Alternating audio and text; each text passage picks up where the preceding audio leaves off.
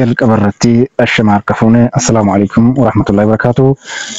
Hordoftoonni amantii musliimaa baga ayyaana Iidal Adhaa Arafaatiin nagaa isiniin gaa jechaa oduu simbirtuu har'aaf qabannee dursinee isin biraan geenyaa wajjin turam.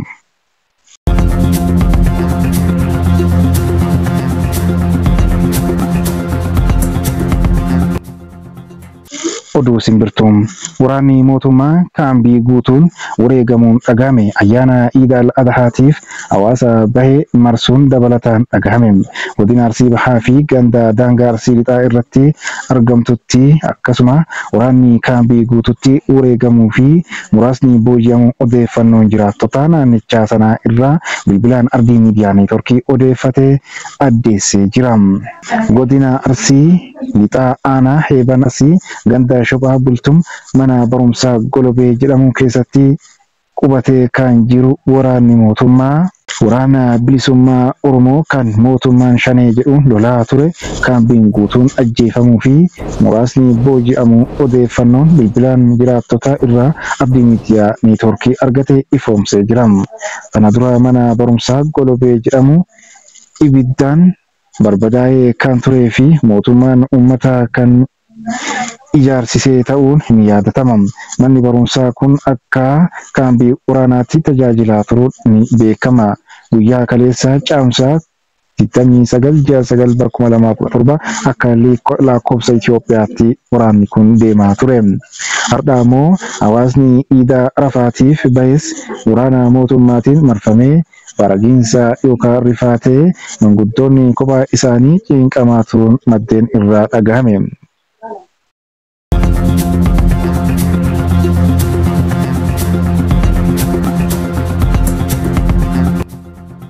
Oduu biraatti yoo ceene Israa'el saboota Gaazaa keessa jiraniif Hamaasiin morman hidhachiisaa akka jirtu ministeerri muummee Israa'el Benyamin Netanyahuun mirkaneesseera. Netanyahuun saboota Gaazaa keessa jiran kan Hamaas wajjin walii hin galle hidhachiisuu kan ibse miidiyaan Israa'el tokko qondaala waraanaa olaanaa waabeeffachuun Netanyahuun meeshaan waraanaa kanneen Hamaas mormaniif akka kennamu hayyamu gabaasuu hordofeeti. Namoonni siyaasa biyyattii hedduun ammoo Netanyahuun tarkaanfii kana fudhachuun nageenya Israa'el balaarraa buusu jedhu. Netanyahuun garuu kun maal rakkoo qaba lubbuu loltoota Israa'el kan oolchuudha jechuun erga karaa viidiyoo dabarsee beeksise. Garuu immoo kun ifa ta'uun isaa Hamaas akka fayyadu hime. Israa'el bulchiinsa Netanyahu jalatti garee kibba Gaazaa keessatti argamuuf nama Yasir Abu Shabaab jedhamuun durfamuuf deeggarsa meeshaa waraanaa akka taasistu miidiyaaleen ifa gochuun isaanii Netanyahuun hin gammachiifne.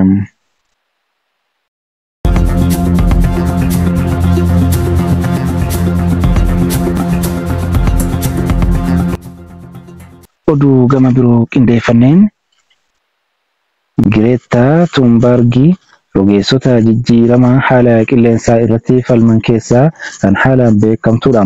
Dargaggoota biratti waa'ee jijjiirama haala qilleensaa hubannoo uumuun beekamti.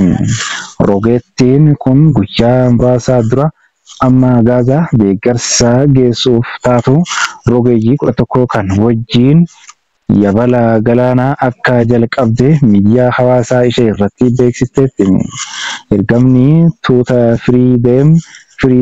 Firootillaa jedhamu kana ugura Israa'el cabsuun gargaarsa nyaataaf qoricha Gaazaa geessuu akka taa'es AFP'n gabaaseera. Dooniin miidiriin tuuta rogeeyyii kana qabattee kibba Xaaliyaanii Siisiliirraa gaafa waxabajjii 1/2025 imala jalqabdee gaafa waxabajjii 2/2025 Gaazaa akka geessu eegama.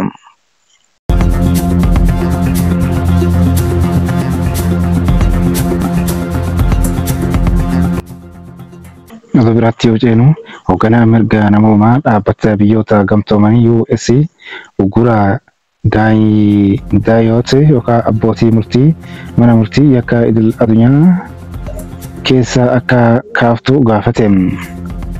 Volker Turk ugura kana haleellaa daanyota irratti xiyyeeffatee jechuun ibsan. Ugurichi kabajaa olaantummaa seeraa fi kenname seeraa walqixxaan ilaaluu US nan dhaabbadhaaf jettu faallaa adeemaa jedhan. Ministeerri Haajaa Alaa US Marco Rubio Kamisa darbe daanyota 4 akka hin balleetti Israa'elii fi US irratti xiyyeeffatan jedhan irratti uguraa kaahuu isaa baasaniin beeksisan.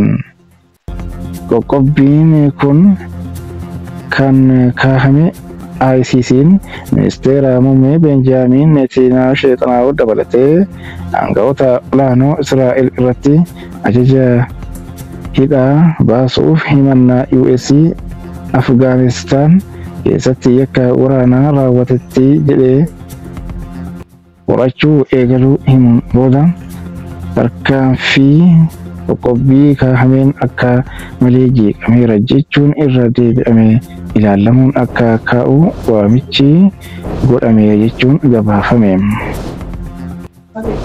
Daawwattoota Ardii Miidiyaa Neetwoorkii oduu fi odeeffannoo irraaf qabannee kan hanga oduu biraa qabannee dhiyaannutti nagaatti.